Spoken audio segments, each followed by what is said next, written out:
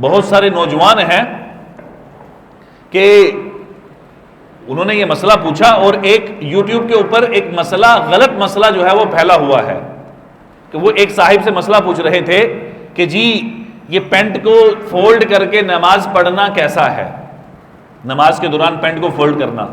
تو وہ صاحب علم، پتہ نہیں کیسا علم تھا، تو وہ کہنے لگے کہ جی یہ مکروہ ہے، اس لیے کہ شلوار کو نیچے سے کیا کرنا، فولڈ کرنا، یہ مکروہ ہے، لہٰذا آپ نماز کو ایسے ہی پڑھ لیں.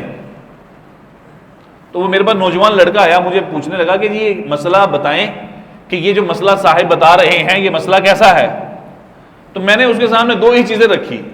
میں نے کہا کہ ایک، وہ مکروہ کام سے بچنے کے لیے کہ گناہ کبیرہ کا ارتکاب کر رہا ہے.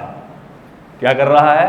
بولے گناہ، یہ شلوار کا ٹخنوں سے نیچے ہونا یہ گناہ کبیرہ ہے، نماز میں ہو یا نماز کے بغیر ہو. اور یہ ایک مکروہ کام سے بچنے کے لیے کہ جی فولڈ کرنا مکروہ ہے، پتہ نہیں کہاں سے مکروہ ہے.